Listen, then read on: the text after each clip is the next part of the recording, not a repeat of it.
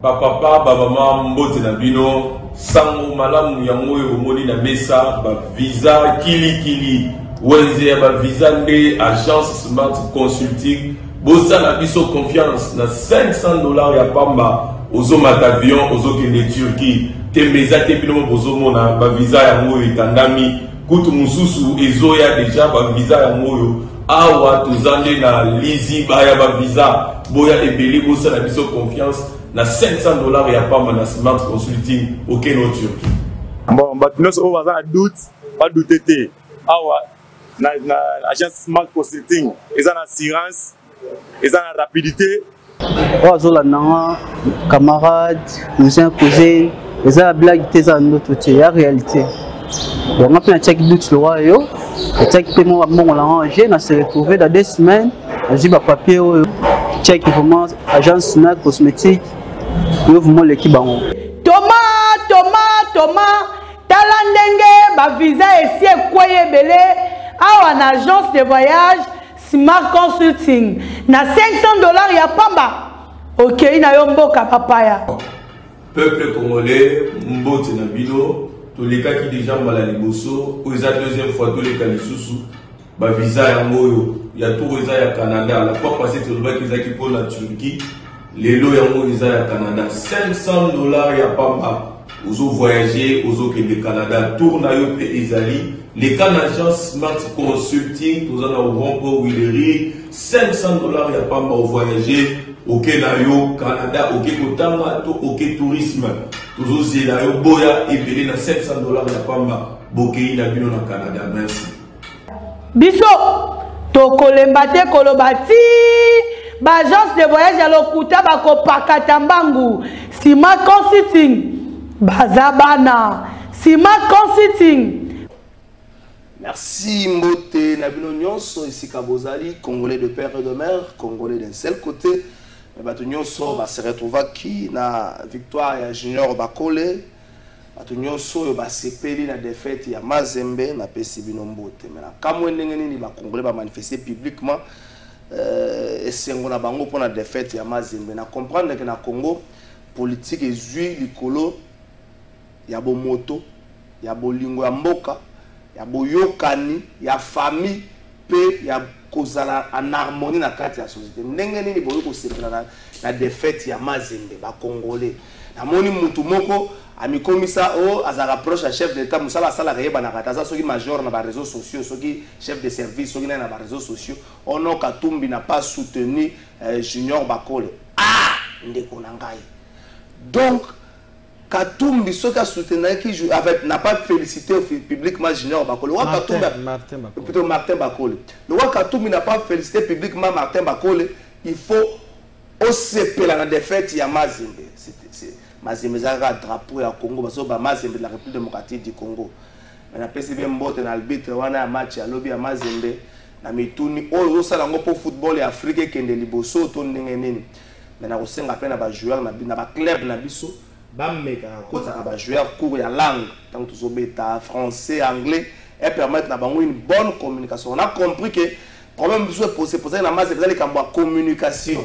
Les joueurs ils avaient du mal à communiquer avec l'arbitre. L'arbitre a un comportement de gangster, ils ont un comportement malade, mais au moins, nous sommes Mazemba qui ceux qui ont organisé la mort sans compétition presque 3 mois, Mazemba comme une demi-finale. Et c'est le ministre des Sports, et c'est la fédération, et c'est le football Sony. Sony à ministre des Sports, Sony à fédération, Sony à l'INA football. Beaucoup qui n'a pas calmement pour vendre, pour s'organiser pour jouer à club dans la compétition. N'est-ce pas beaucoup de token des mondial, token des cannes aussi longtemps à l'interne pour s'organiser. Chapeau quand même à Flora Ibenge Oyo, Amérique au Sala, dans Nengenae, Azo Sala Moussa, dans Nengenae, mais au moins Sony. Comme on a Makambouana Martin Bakole, félicitations à eux. C'est un Congolais qui a gagné. C'est les drapeaux de la République démocratique du Congo ont flotté les sous-attaques. On a dit que aujourd'hui soutient le gouvernement. Pour nous, on a Zulu Boulembi, la PCMO, tout Funa, tout Bandal, après c'est une information qu'on a fait un journée à lobby le ministre des Sports ABC qui Martin Bakole a sali yango na niveau moko professionnel ba moyen tsaki ezaki ya bango mo tango ba kozonga kolakisa titre pa ya mokonzi mboka na mboka plutôt ne ba ko se retrouver ba ko kota na kati ya ba droit bango so même en termes de préparation oyo ba sali kuna mboka République démocratique du Congo à kozongela yango. Moi personnellement je suis fan de Tony Yoka l'artiste banga te kolobango mais face à Martin Bakole na soutenir qui moi na mboka ta ko Tony Yoka azande kwa junior bakokela c'est un Congolais c'est vrai naturalisé français ou revaka na vie ne m'a pas sur sa carrière na bunda na tata Raphaël mais je dis l'artiste ne meurt jamais. Tony Yoka reste un artiste so ba bakisa ga dera honte et comme na 12 tonga to que la Martin Bakole mawa mais l'artiste reste un artiste za makambo sala manga na ngolobi to kuta to zonga na réalité Congo. Le 16 mai, le 17 mai, entre Afdel, Batorana, plateau, la retour à Bango, lecture Nini, Basala, et quels sont l'apport à Afdel, la ONU, pour ta copie, car les Afdel a la responsabilité, il y a malin, mouteur à ma baie, le 17 mai, tu remets à moi, qui s'appelle Likambo Yango, depuis Afdel à Kota, 97, 2017, ça fait 23 ans, les lots, ça fait 25 ans. 25 ans depuis Afdel à Kota, 25 ans après le départ à Marshal Mobutu. 25 ans après, au moment où la politicien Moussou Nzela wana Mobutu mutabe bisarango. Bozo gaso ni Nzela wana Mobutu mutabe bisarango. Otali Kenya, on est monté Kenya, au moins 20 ans après Kenya komi o e komi. Et là on est aussi maté na Congo. Anze mbwana kando kizoba. Ndo kizoba kwa nini? Tozo boma mboka ba politicien tozo boma na sima to vanda kana mboka so ba bengano ko tokenda kuna exil moi pas so ngaka na Congo. Et quand la loi électorale, tu as dit son émission enfin, bimi silence, Joseph Olenga a commis l'Assemblée nationale pour aller soucier les alliés na loi électorale Oyo et Salama, Bab Komayango, sans Molimo ya Bozali, Molimo ba partenance à la parti politique, Alingi Salama, calmement. Kokotisa makanisi nyonso pe salama na kimia nyonso wana makanisi ya Joseph Olenga Koyo abakisi alobi ekosala pasi ke na régime ya moko ya Tshisekedi ke bato bakoma koloba makambo oyo tolobaka na régime précédent, c'est-à-dire na régime ya Joseph Kabila be kosala pasi a rappelé pe na président de l'Assemblée nationale alobi tata mokonzi ekolo uto azwaka bokambi ya mboka ti lelo azongelaka toujours likamba kopesa na bakongolais élection moko ya kimia.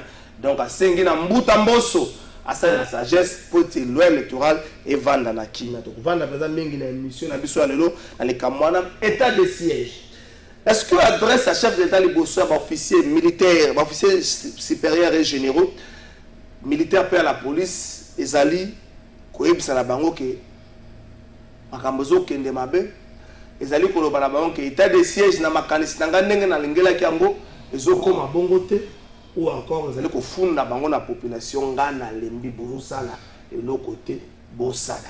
Est-ce que l'adresse oyo eko pesa ma troupe na biso makasi est-ce que ko lembi sa bango est-ce que ba le pe ba moyen depuis Congo ezala Congo ba moyen pesa mela mingi mais résultat ezali oyo bazo sala. Tamo konze ekolo Félix Tshisekedi azalaki mokola samedi na Kaluka azalaki accompagné la président de l'Assemblée nationale na monaki gouverneur de la ville a accompagné qui est na Kaluka mais na sepeli na tant que tata mokozi ekolo zo katisa moi libaya batsaki na sentir que maîtrise ezali na sepeli peta mbuta mboso zo katisa on a vu François dans l'image wana ya mbuta mboso donc zo katisa na ekola libaya wana tant zo a français na ngoto sentir que mbuta mboso azana maîtrise ya donc présence physique ça bien content dans mbuta mboso katisa ngo tali pa le bité mbuta za mbuta nage mais nzoto za no makasi moko ezaka moi bien soko no nzoto za moi moi sport comité kate junior ba kokela na le côté mais moi sport na nzoto ko za moi bien des invités na plateau na biso mongola lelo awa muta ko kimate lobande makanisi nde loba yo muto ko lobelo côté ndeko junior ba kokela secrétaire général ya parti politique IFF na rataki yo vendredi passé au moins na juillet mokola lundi à lelo na pesi yo mbote et puis boni sango ya union sacrée. Mbote d'abord de travail. Merci pour l'invitation. Union sacrée aux alliés famille politique Nabiso, parti au poème en fait au Tozako Kamamboka pour la gouvernance, Toza Malamu, Tata Mokonzi Mboka, le guide de la nation à Zamalamu, moi un accent particulier na image auto illustré awa descente ya tata mokonzi ya mboka na Kanluka. C'est une première depuis que le pays a existé, depuis que le Congo est Congo, même le Kobanda na tata Maréchal Mobutu avant ye ti kokoma lelo ezali mbala ya yambo ezali ngai moto na inventé yango te ezali bayi quartier wana ya Kanluka balobi babona pour la toute première fois président de la République a foulé ma colonnaie na sol wana. En tout cas c'est un honneur. Tout le monde qui a accompagné na président du Sénat Modeste Bat, il a dit président autorité morale et regroupement en même temps Azala qui accompagné aux côtés de Papa Bat, Azala qui paie Papa Mbosso, il y a un Zalaka. Vous sentez qu'il y a une synergie, il y a symbiose entre Tata Mokonzi Mboka na ba collaborateur na ye population ba CPL pa mbaté ba ko tongela bango pomme nene o ba de ko souffrir pendant des décennies. Moi Zalaki ko babi maté mai ba inondation Zalaki mingi le loyo président de la République a pensé na bango coup de chapeau na chef de l'État président de la République na makanisi bana mazui na PCP Mbote beaucoup plus ta co-débatteur donc on a merci pour ce débat républicain. Merci Junior Bakokela on a mboka Jean-Paul Kazamba plutôt yazali FCC Jean-Paul Kazamba na bossa de kolobango na introduction émission bande ko perdre le bazaki na réunion autour ya président na bango salamaki na ngakati pembeni ya Joseph Kabila réunion na cadre préparatif ya congrès au babongisi ko sala liboso ba nozai ko ngango pour le 17 bon zai ko ba na couloir mais au moins ko sala ma 17 ba ko pesa biso date pe sika ba ko sala la kongango doze la kongango toyeba est-ce que Chadara otika la SPA est-ce que va remplacer est-ce que Chadara aux candidat président est-ce que Kabila ne va kotia doze la congrès wana ndeko Jean-Paul Kazamba la PCO Mbote Mbote ndeko trésor Mbote na ko débatteur na ngai Mbote na ba téléspectateurs merci pour l'invitation na yo bien que mikolé ki mo ebele o benga ite vraiment donza ba ko mama o kanisi ngai tout ça maintenant banza na ko bali boso moni ndenge ndeko sali réaction makambo ya ndeko Tshisekedi mboka batambusa mboka ndenge te mon frère ce qui ezali que il faut y de côté pour battre c'est des fois comme bisika nyos RDC ça netandi nini nous on a payé moi ça il y a 2 345 000 km². Mboka tambola te que pour quand moi pour muke bolingi bosala na kwe moko boye yo chef de terre okitawana si weza musala bourgmestre likamwa pon net la Kanluka wana ezali kamone de il faut le makone tie sika ndenge wana de ko trésor tan ndenge niveau mboka ezala kacha kokufa eri de ko alobi ke bisika bonyo de ko tiseke da koma pe bat bazwa kimia te bat basepela te akendaki na Goma biki na Goma ko koma base na ngai na banofanda na banda kena azonga sokuna kimia na Goma ezonga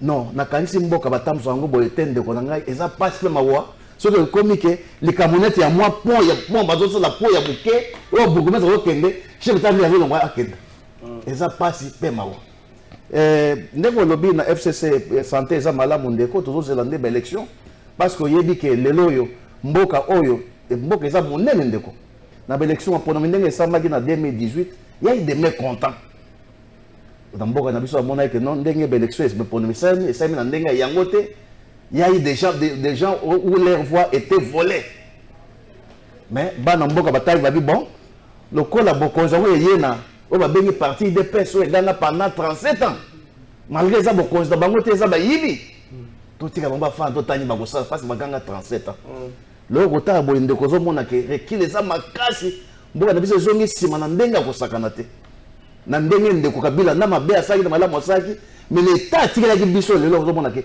rekile za total rien ne marche sur le plan sécuritaire rien ne marche sur le plan social rien ne marche na kanisi kutu naza na mwana ndeko moko azotanga na campus bana balobaki na campus grève ici bazongi bapoza bazotangisa te bazotangisa te ndeko naza na bazotangisa te bazokota mwa nous sommes pas payés bazotangisa te bana okende tongo bazongi 12 bazotanga te informe toi bana okende tongo betidie nikino bozolanda biso bosunga biso bana bazokendaka net na économie net na premier gradient économie baye ko banda cours sauf semaine passée mais pour ça bazo kota pete pour ça bazo kota na eboye abimi nazo lo nous sommes en direct ba pour ça bazo tangisa te pe lisusu bana ba komi ko tanga na ba kit bazo ko luaka Plus au Tangana campus, d'ailleurs, à Mobutu, à Kabila.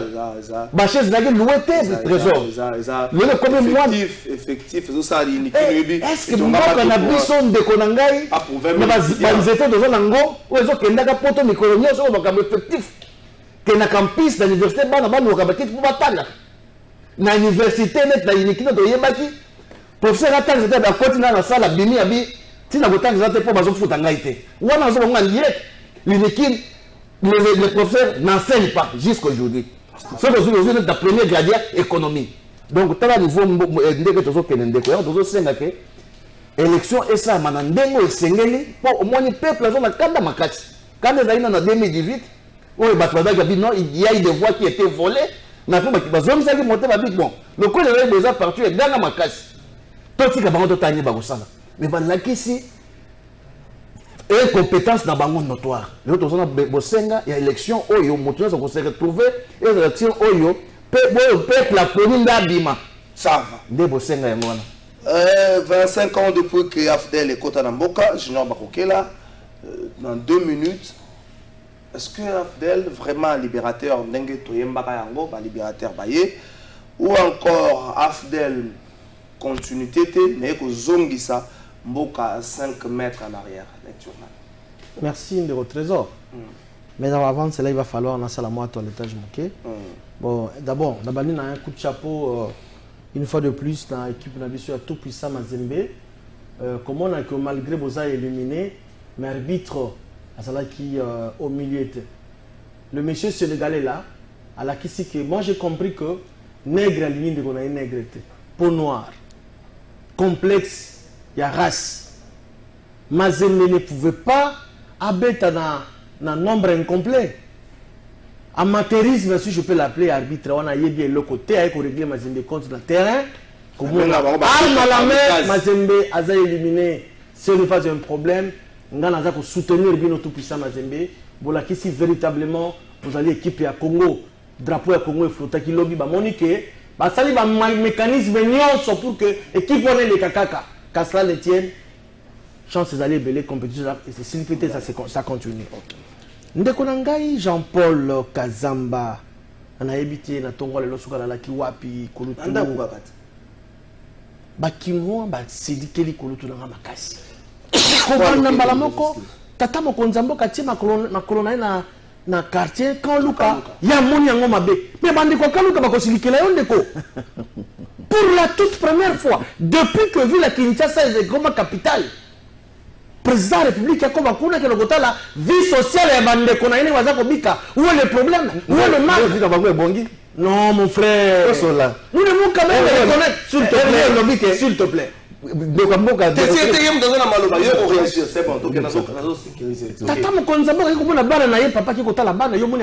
Il fallait pas qu'on m'accorde. Oh là là, je suis abasourdi. Deuxièmement, à l'objet, étudiant dans une équipe. Bazotanga te ke baba étudiant bazalaka kanda mabe endeko ba étudiant principalement enikini bayaka kanda mabe mutu ya bongiseli bango bandaku na bango ba homme a réhabilité ngo lelo oyi ko vendre avec aisance pe ba pesi au moins le coup c'est sous Félix Antoine Tshisekedi Tshilombo a réhabilité ba homme enikini ne ba étudiant no opposé ba na chef de l'état. L'économie de ce communiqué va la vidéo. Si sincèrement. Oh. Je ne blague pas. S'il vous plaît. Ce communiqué va la vidéo pour tout.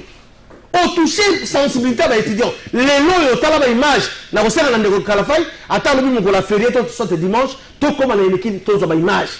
On me a réhabilité. Et comme le coup à la photo, mon frère.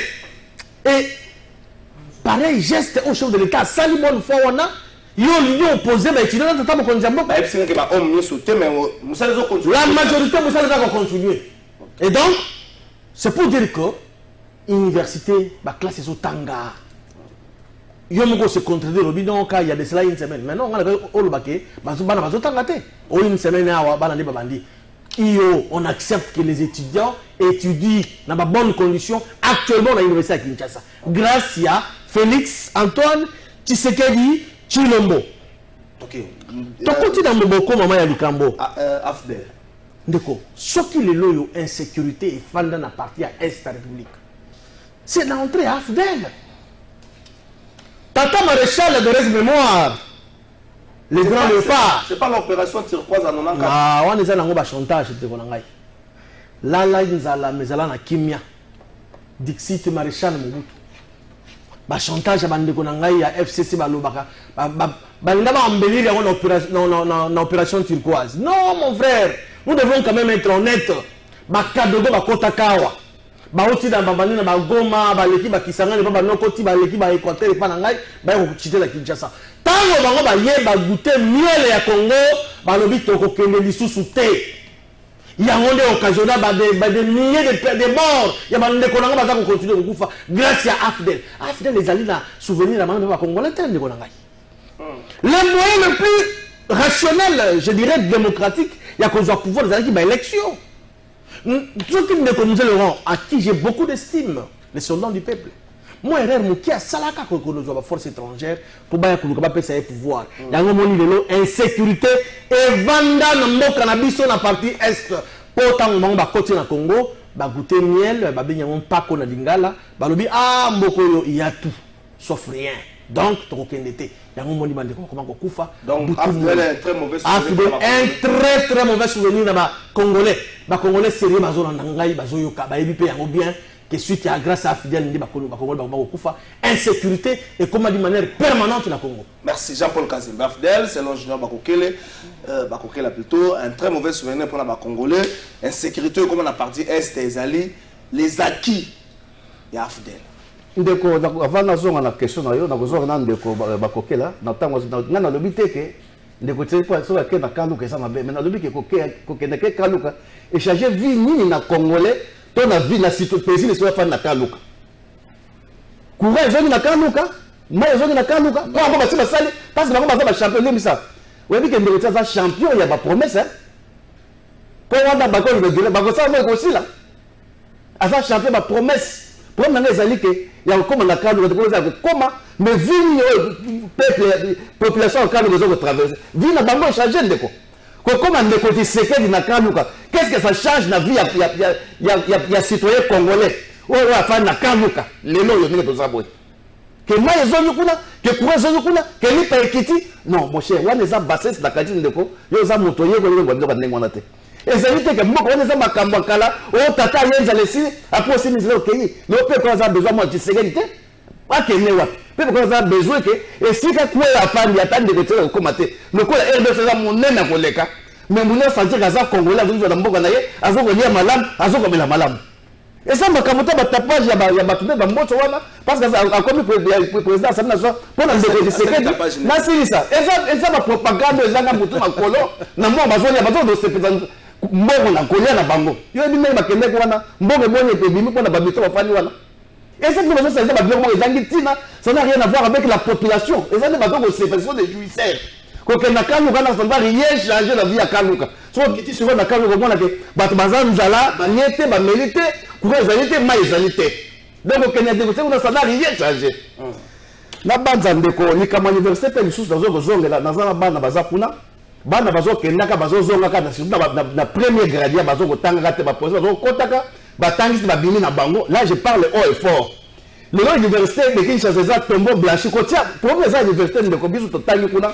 problème za ya biso totangi kuna na era Mobutu wani ngai eza problème ya kotia peinture te problème za que professeur a bien payé pour attendre sa malamu eza pour ma peinture ya ko bongisa homme te au bon ici homme mais ba poser bazo kotanga te parce que ça mal payé hein ndeko ndebo senga ya mwana pas professeur le nom de côté avec na niveau au Côte d'Ivoire à quel va ba professeur à qualité enseigner ça très bas passe ba passer sur ça niveau très bas a fini ba enseignant nous avons des problèmes ya lelo les ça trésor les ça le retrait a fini ba ça niveau très bas et ça ici na so il niveau na ngai et ça très bas na mpona na mo de sur longola ke tata mokoze ko la fingi ba mais mpona ngai ezali insiste ezali ko ne bana baza ko landa biso na banza ya ko fingi ba trésor na moni eloko na lobi na ko longola te pour ngai ezali mpona ngai ça moi j'étais enseignant na tango lobi ke niveau ya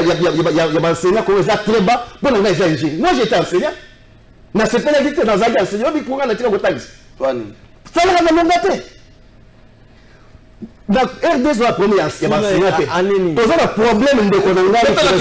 Il y a salaire, très mal payé, il y a moi, je suis dans 1000 francs congolais à PC ma pointe.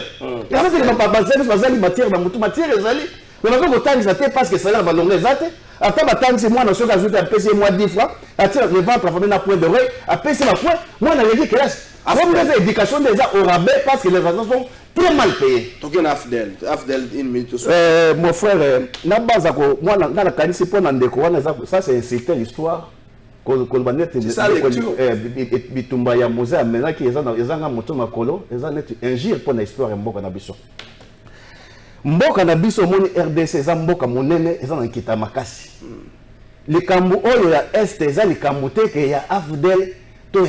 Et ça, nous avons un pays très vaste à côté d'un pays pauvre et petit. Un petit pays et pauvre. On va bien dire Rwanda. Rwanda pauvre, na côté qui est na côté richesse. Potentialité, c'est richesse, c'est ça. Depuis la mission, c'est vrai, il y a Rwanda l'équipe. Mais le niveau une kita. Rwanda côté mais la potentialité on mange pas la potentialité.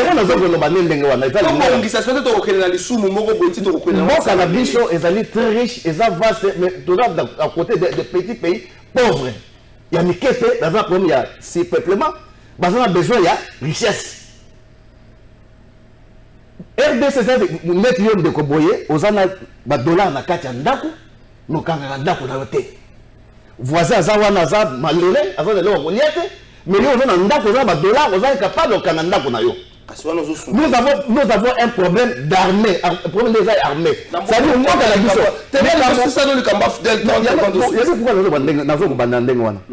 dire que les Camerounais en vie en RDC et ben FDT, les Camerounais parce que ça a si simplement à ça problème en Kita. Donc à ça pour naïe que quand on a RDC qu'on voit en Kita, on a besoin de vie ou de mort parce que nous sommes en face des dirigeants irresponsables. Afdel le Congolais dans les années qui a parce que mon biso Mobutu na Tshisekedi dans ndenge so totali Tshisekedi a sali IDPS a créé IDPS dans 82 pour que boss en tête de 60 à 82 Mobutu a travaillé dans Tshisekedi de 60 à 82 et tiens Tshisekedi le fait tiens Tshisekedi timing là il faut aussi là toujours sur la histoire tu faut faire la lecture par rapport à Afdel surtout sur une histoire on doit timing c'est histoire aux moi là que na nyonso wana distraction il est ma casse d'abord va travailler de 60 jusqu'à 82 Mobutu Tshisekedi na tango wana Mobutu déjà tant que révolution mona que mboka oyo bazwaki yango bato bazali na besoin de redresser mboka oyo abengeli balumomba lokola bakufi boye eloko malongo eza te nde akendaki kosala exil na bakizenga bango nyonso nde Tshisekedi batikali na Mobutu ti ndenge batambusi mboka tititi na 82 Mobutu déjà ko se retirer et de créer babengi opposition ezaki opposition moko kotala botango na miso ezaki fantaisie parce que moso dol bageno abando keni na butu na Guado azui bongo ayeke sasa ndenge ko Mose Kabila na tala mo ba distraction wana habité soki datinga bato mboko kokufa. Merci. Moi, le kata parce que tous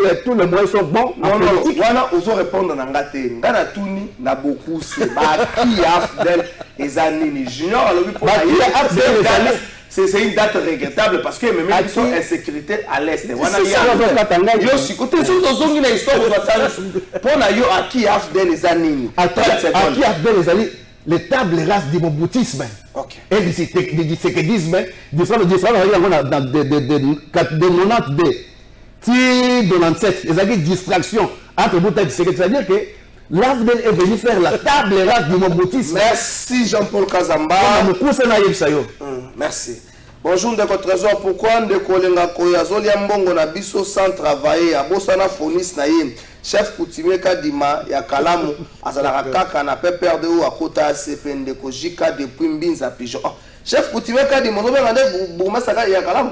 Ah, comment chef coutumier bon na habité bonjour Ndeko Kalafa soki okoki kofunda et pas été kofunda batanga ngo boete papa. Bonjour Papa Trésor, je suis étudiant en deuxième licence des relations internationales de l'Université de Kinshasa. On avait commencé les cours depuis le 12 avril, on étudie régulièrement. Ok. Bon, Monsieur Jean-Paul Soki, Lelo, Awana Kinshasa, Koulouneza, c'est les fruits de Bochab et Francis Kalombo. C'est eux qui donnaient des machettes aux jeunes pour autodéfense et à côté de FCC Nakimukolo. Ah, on a un message à Mandeko, moi je ne fais que lire les messages. Bonjour de Cotrezor, s'il te plaît, tout le monde Junior, il y a une union sacrée. C'est bien déjà parce que Tozu, le gouverneur Belna compte, il y a une union sacrée, mais 80% il y a un mandataire Oyo Bazawana, Bazaya FCC, Nini, ils ont bloqué. Chef de l'État pour changer Bango, Atiapé, il y a Bissot, il y a Union Sacrée. Je vais répondre. C'est M. Miguel Nakanluka. Ah, Nakanluka, Bana État, n'a pas suivi nos beautés. Bonjour de Cotrezor, na lingi na ye bisanandeko junior, alo banatangu ya Mobutu élection nini démocratique ye aye biso qui afdel te mbele RDCP ezu ba élection démocratique te mabe na malamu ezali to féliciter afdel Kenny depuis Brazzaville. Merci Bandeko Bazola de Brazzaville. Brazzaville, Kinshasa. Non, bonjour Monsieur Trésor, bon début de semaine. Yepsen de Union Sacrée, 50 réfugiés, Baza déjà explicité en Angleterre pour le Rwanda. Que dit le président? Parce que jusque-là, silence radio, c'est encore une source d'insécurité. Tout ceci phase les gars, moi, Kasso Bandeko Bakotango, la nengue na bango.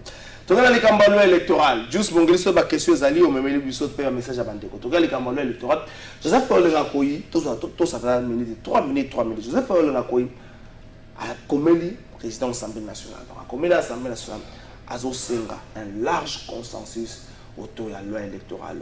Azo senga traitement moko partisan té dans le cambotais loi électorale. Azo boya que tous les élections le coup là, eux, tu vas reprocher la élection il y a 2018, il y a 2011, il y a 2006. Je fais qu'on est encore à l'objet. Et que ça la passe, que sous les règnes, il y a mon point bâtissé qui dit, tous la sima élection, tout peut-être qu'on a procès électoral, mon oyo, batu bazo boya, on va aller boya qui sous les règnes à Kabila. Est-ce que Joseph Olengako a télémité pour ça la nenge kengo, ça la kana 2015, kengo lobaki, toyo kata balabala. Joseph Olengako a ta le bien on a mgongo te makomia on a mikanda. Merci Trésor Khalafay. Mon parti s'appelle Union fait la force. Tout le monde aura toujours tout ça dans la Kimia Namboka. D'abord par sa dénomination Union fait la force, c'est-à-dire ensemble de Tokozala Makasi, de défendre Mboka Nabiso. Je suis un peu inquiet. Jean-Paul à lobby, Nazo Ramamouké à lobby. Atala qui est enseignant mais à Longwa parce que le foot est à Madame Mozala Keke. On retourne à une question, malgré qu'on a une question, il y a eu un journaliste. Mais Aïe Bissabiso, en ennemi, il y a tout qu'on enseigner. Parce qu'il y a à côté de la politique déjà, Joseph Kabila qui est en fonction. C'est-à-dire, à ça qu'on a accusé, le président Oyeleka, notamment au régime à 18 ans, à ça qui est enseignant, il y a un enseignement. C'est pour dire quoi? Actuellement, les enseignants, quand bien même ils ont répondre vraiment à ma besoin de ma montée, mais il y a quand même une augmentation, n'est-ce pas? Il y a moi d'une salaire mensuel. Enseignant quand même, vous avez 60 000, si je ne m'abuse pas, $250, je crois. Vous imaginez? Après les amoukiers, nous reconnaissons que les amoukiers, mais volonté quand même les alliés. Ceux qui ont mis mon ami, quand on s'appelle l'enseignant de Kodangaï. Il y a eux qui m'ont étudié, répondre à la campus. Moi je l'ai dit ici. Tout ça l'intérêt à constater. Répondre donc action contre réaction. Au lobby qui est basé tanga té étudiant de combien lobby basé tanga normalement fait dans très très bonnes conditions. De quoi tourner na kaluka lobby mandataire oui to mettre c'était chaque jour. Les le gouverneur basi baza déjà presque équipe ils a déjà complète. Nous demandons au chef de l'État et que la population bazo senga véritablement warrior au niveau de l'entreprise publique qui va quota. Basala musala ndenge longo bani pamba teko bazawana na ba intermédiaire bazawana balakisi déjà ba limite na ba insuffisance tabango bakende tata mokonzi mboka acha bato asika to continue mama likambo makambo loi électorale il est bien beau ça azako jouir bon, je ne sais même pas ce qui c'est ont continué dire lelo parce que les alaka juste pour les élections 2018 ba l'élection c'est cela déjà mais le vieux continue à prester à être là comme coordonnateur Katila Netiel azape mon mboka. Mais on se pose la question simple. Est-ce que ça pose problème dans le processus où on est dans le Parlement? nous disons non, premier parce que c'est question de respecter la procédure parlementaire. Bandeko qui a ma proposition, 18 propositions, il y a G13. Babengi a français simple, c'est-à-dire proposition, c'est-à-dire baza ko soumettre yango na bandeko ba apprécier. C'est une proposition, non? Ils ont soumis ça. Et lorsque il y a la proposition au niveau du Parlement, et l'équipe, le Parlement va déclarer, va juger recevable. Dès lors que cette proposition a été jugée recevable au niveau du Parlement, le Parlement va se dessaisir d'office dans l'évolution de Yango. Et comme ici, justement, on a une paternité. Dès lors que plénière, qui est l'organe souverain, il y a dans le niveau de l'Assemblée, là où il y a des décisions, il va déclarer recevable, la recevabilité, et il y a comme il y a le Parlement, et le il y a des individus, il y a des députés qui sont comme parrain. Va respecter la procédure de Konangaï après la recevabilité. Il y a une commission, on appelle ça la commission PAJ. PAJ va vite examiner. Il y a encore une incise, je vais expliquer dans les Congolais. Et il y a la possibilité de député Nyonso, aucun amendement n'a PAJ. Il y a une brèche, une fenêtre, bon ajouter aussi la possibilité. Et un tout député national. J'espère bien que Bandeko va s'occuper de ça. Tant qu'on a PAJ, ils ont dit ce qu'on a plénière, ils ont organe suprême. C'est ce qu'on appelle l'adoption, article par article. Où est-ce que Papa Mbosona et son bureau va pêcher de Konangaï? Bandeko bazo lukande ba krubasi poto que dans dialogue. Tolobi c'est le moment ya kopesa makanisi na kati ya plénière na kati ya ba institution et non libandi ya ba institution deko. Non, il y a un luka créé kulutu à qui j'ai beaucoup d'estime. Article koluka problème là où problème zaté. Viazolunga akota masolo tokota na ba non de sa matière pardon sa matière ndeko comment makabana zo lobeza kulutu est très important vie. La commission va soumettre à niveau pour l'adoption à plénière. Ou en quoi nous sommes mêlés à la carte à Salibou? Non, de Konangaï. Et il y a la possibilité de commencer à mettre l'homme à Solo Libanda, Boken de couper ça. Pour que Baya qu'on vote. Rappeler sagesse n'est que Sengeli. L'électoral et Van Lissabad. Vous savez, l'électoral est écarté par tout le monde. Ce n'est pas dit que ce soit une proposition comme Bandi Bangono, il y a 18 propositions.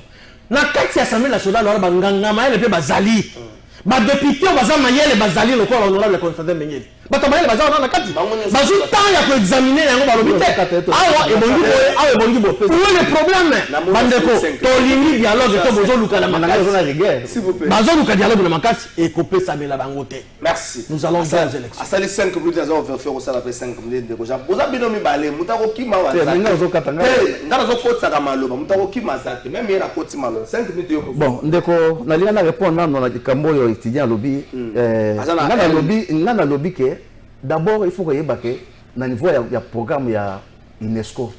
Déjà ce qui a près 3 mois dans batanga tes années de conseil d'année blanche. En principe il fallait banda le 5 janvier et go banda le 12 avril.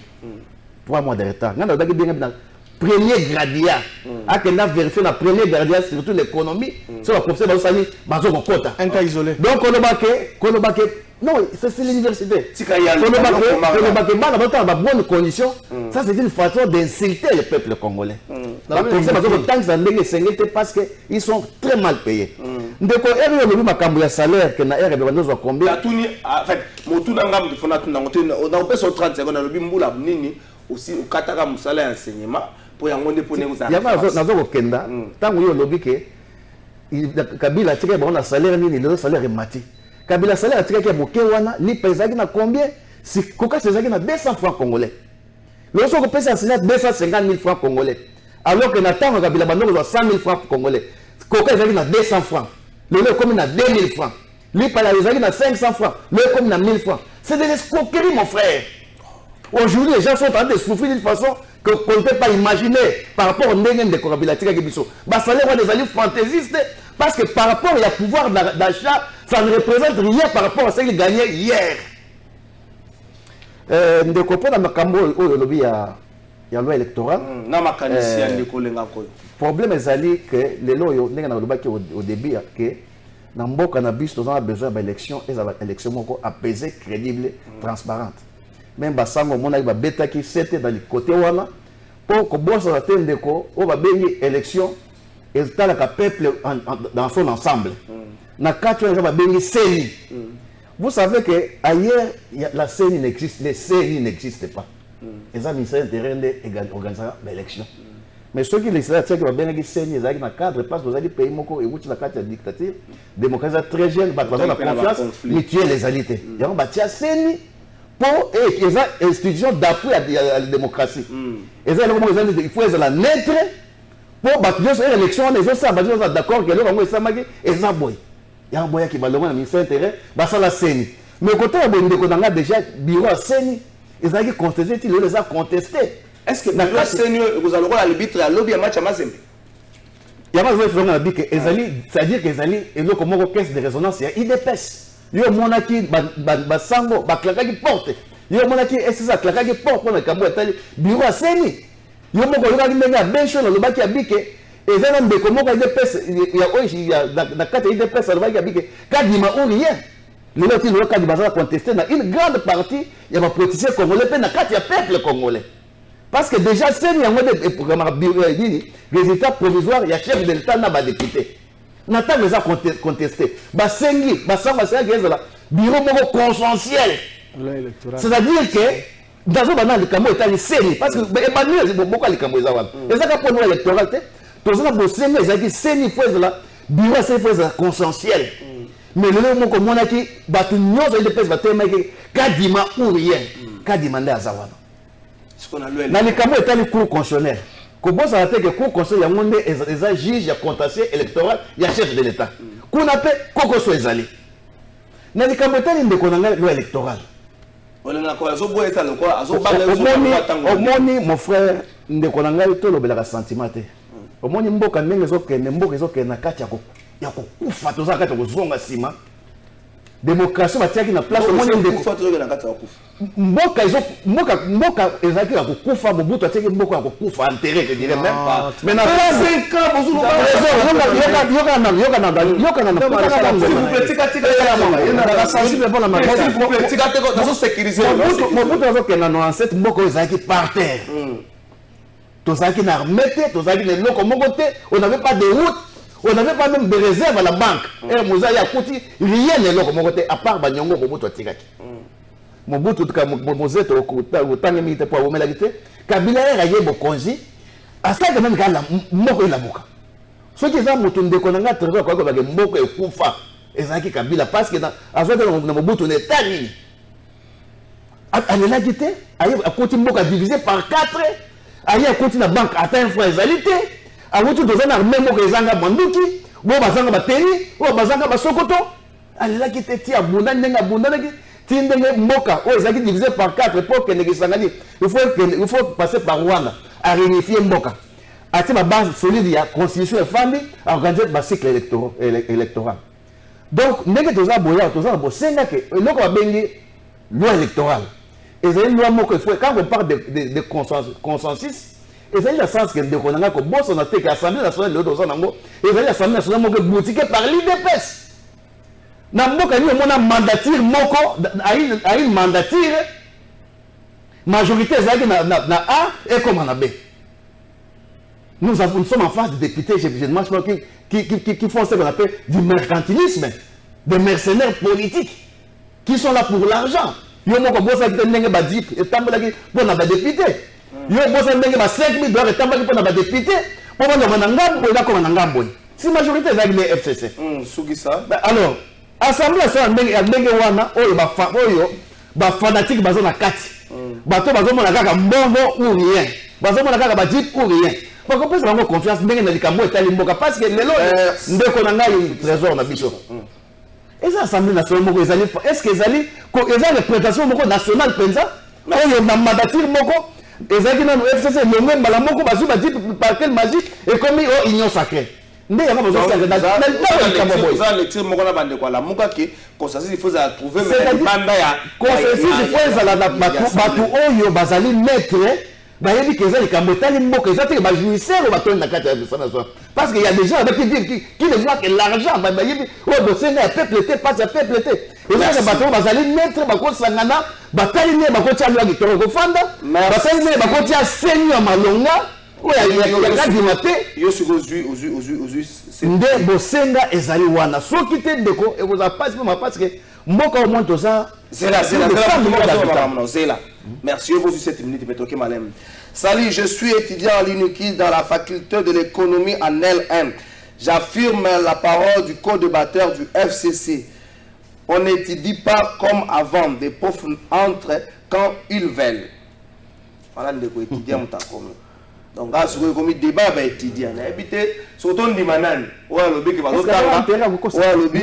Bonjour de votre trésor. Ndeko kulula lelo eza makasi koleka na tangu ya Kabila. Bonjour trésor, élection oyo eza kaka ya IDPS po bangonde basimbi seni wana trésor totika kaka. Bonjour ndeko trésor, pasi oyo tozali na yango eleki kutu na tangu ya Kabila ndeko junior ayebi yango bien. Ah. Bonjour ndeko trésor, pourquoi tokende kaka na dialogue na Congo ekoma kaka dialogue bongo ba élection. Bonjour trésor, lelo pasi eleki même junior ayebi yango bien. Soki aliaka mbongo ya ba sénateur biso petit peuple été. Ah, bonjour ndeko trésor, pourquoi président atambolina ba miyibi ya Congo na kan loko ndeko c'est trop chargé pour identifier bango ndenge nini. Bonjour ndeko trésor, moto ya FCC bako ah ndeko makamozo koma na éviter na comprendre ngote. Bonjour ndeko trésor. Bonjour ndeko nanga yebisa papa oya FCC azo se contredire moko alobi bien que na Unikin bana bazo tanga te c'est faux. Maintenant je suis à l'Unikin de alobi que ah pour ça na Unikin comment bien ko ah.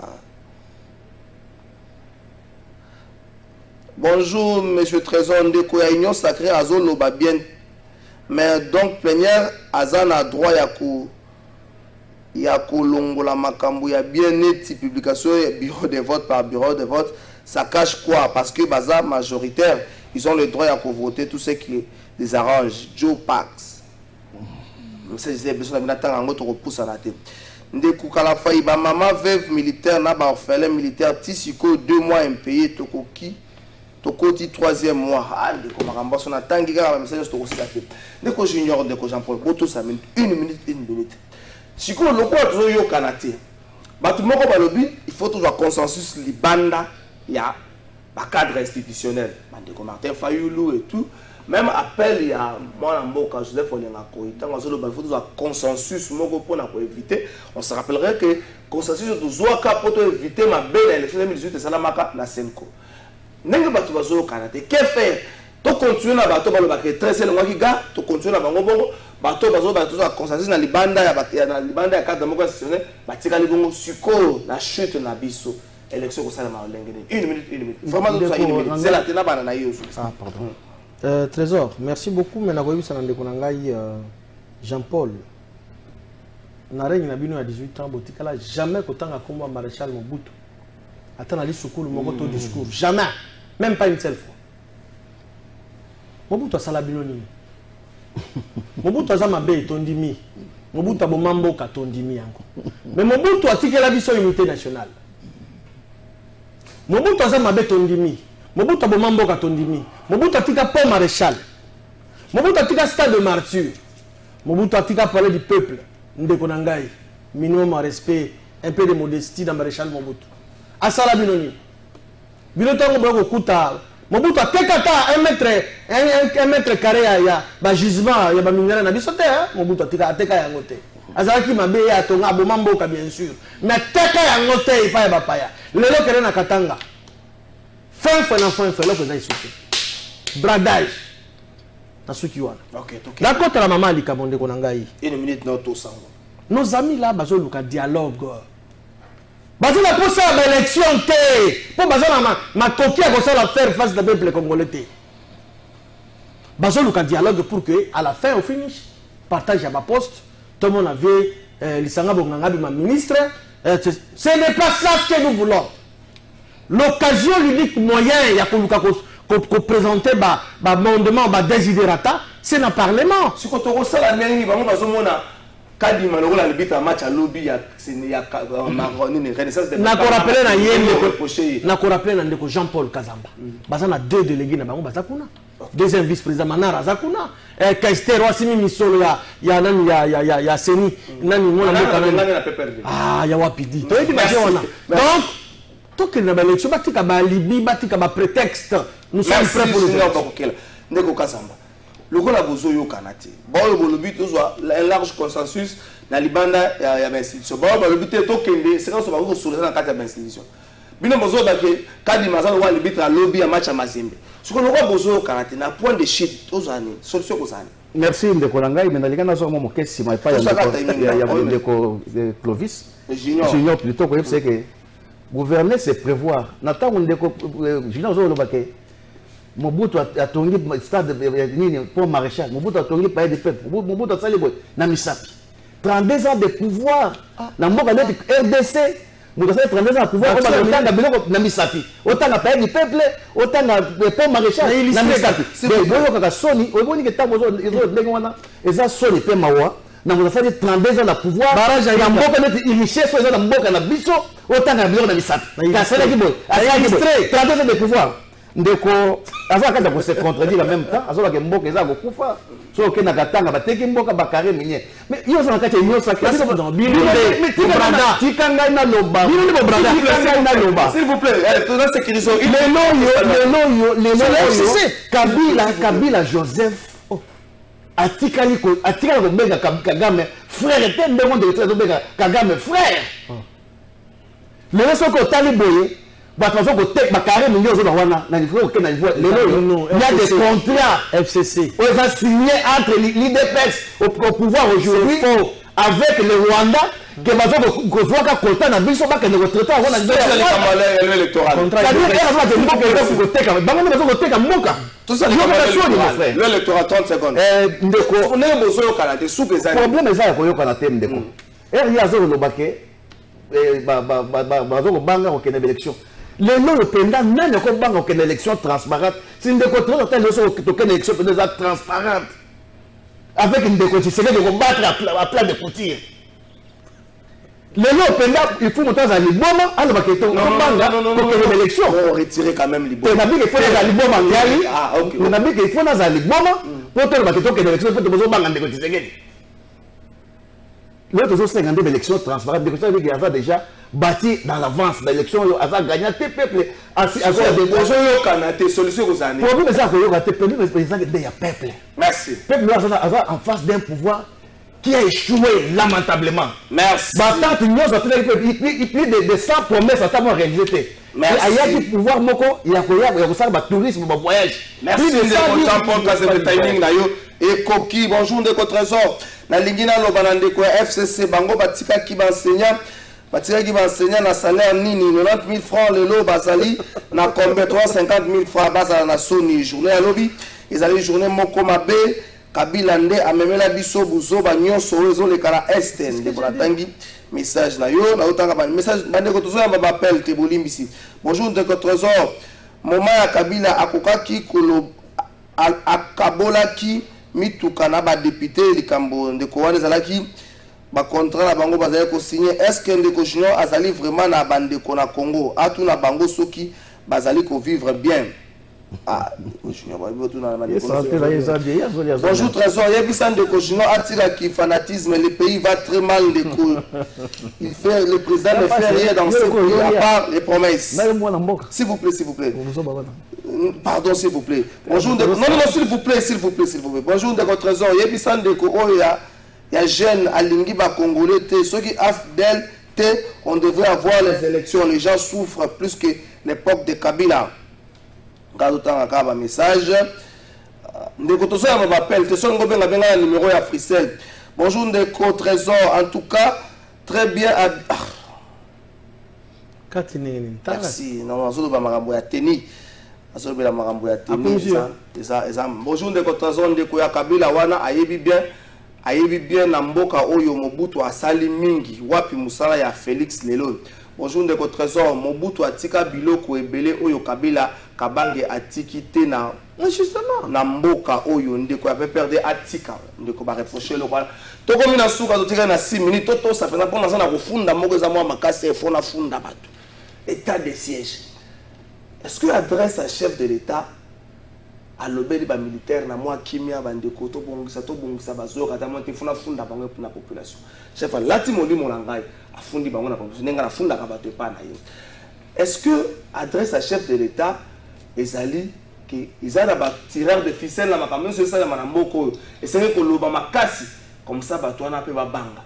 Est-ce qu'il adresse à chef de l'État, ils ont un réconfort pour la militaire, la mission et puis un réconfort pour la population à partir est autant où nous sommes bakani sarake, dans Kinshasa awa bakosi babosa na bango, ndeko junior 2 minutes tout sous émission. Merci Trésor, bandeko bazo na ndabiso, merci na particulière attention besoin pour accorder na émission oyo.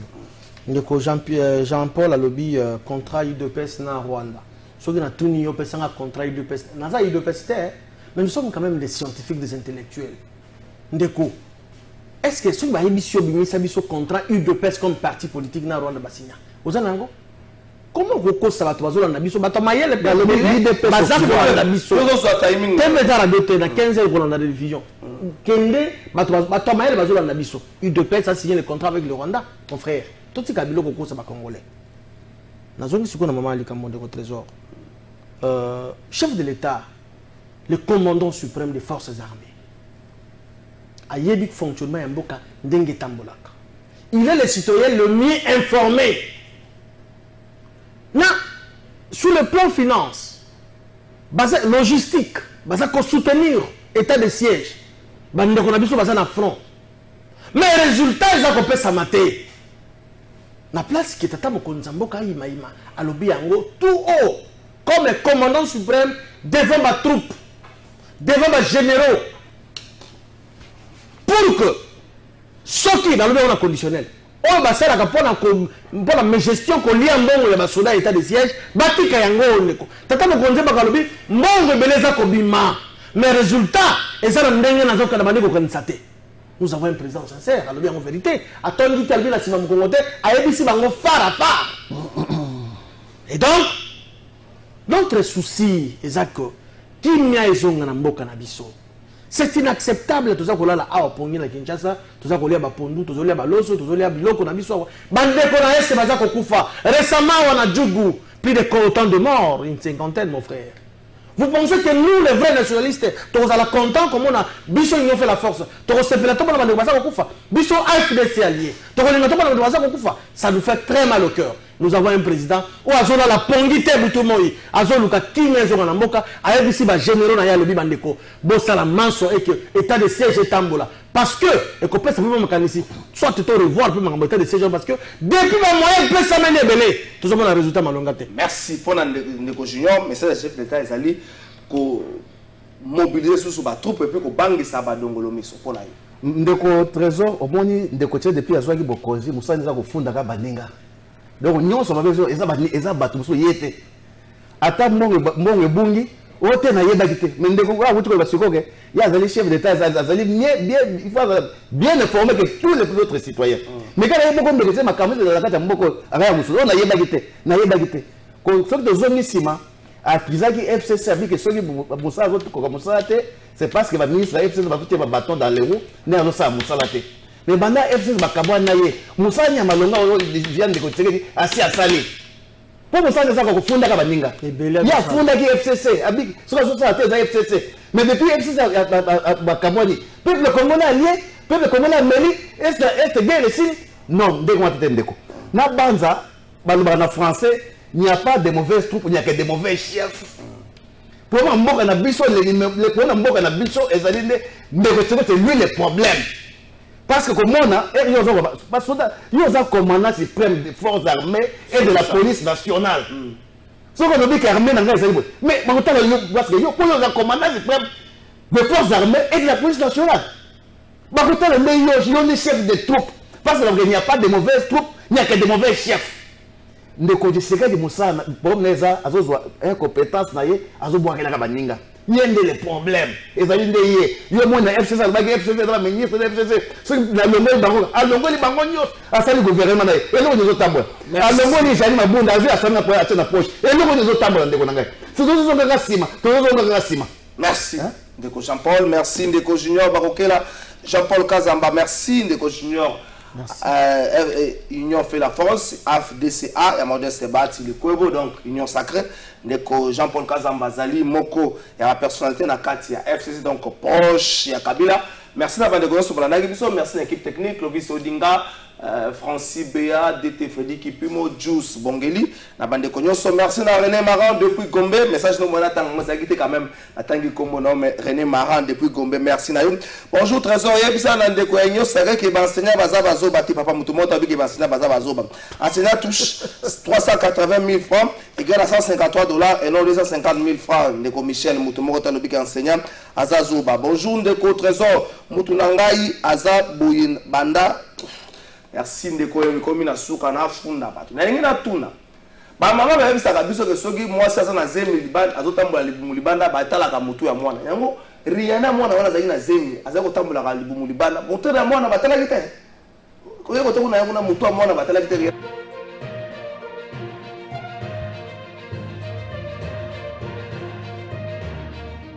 la funda sikoba ndio mokonzi ekolo ofundo na bato na funda lelo population de Sengiang. Nous avons joué dans la zone tant que papa comme a retourné la situation à famille moi nous a fondé à Kabat. Là c'est présenté le la moi na bandi ko c'est voilà merci tata mokonzi ekolo moi nous a fondé à Kabat aye tata mokonzi ekolo ko funda lelo ezali pasi ya bakinois pasi ya bakinois oyo osobi gratuité de l'enseignement ezala mais na Kinshasa bana bakotanga ndenge ni tata mokonzi ekolo yé na arrêté à gouverneur et pekisaka nuisance sonore mais Kinshasa tata mokonzi ekolo na butu bato balalaka te bana batangaka te musique bar makelele bato koswana makelele ya église nyonso wana ezopesa te na makasi na bana kelasi batanga malamu tata mokonzi ekolo il est grand temps ya kotelemela nano biloko ezala bar ezala musique soko tambole wana bandalungo wana veni soki Lubumbashi musique ezalaka kuna bato baza so pena mama mobuto komona bar mo babenga soki airways bako soki za bande kwa bralima lokwa bande kwa bralima baza likolo ya libeko wana gera muto alobi yango okoka musique soko tambole na lembo quelque part OK na boulevard Kimbuta musique bato baza côté kuna moya batanga esate tata mokonzi ekolo c'est vrai bato il faut pas ça mbongo na bango mais il faut protéger la population. Est-ce que bato nyonso bazali obligé ko yoka la musique na bango arrêter à gouverner Moussa nango nini so que la police va se faire un plaignant zala mais arrêter à gouverner ezali tata mokonzi ekolo ko funda leza ko funda bakinois otia pole na kata likambo wana merci.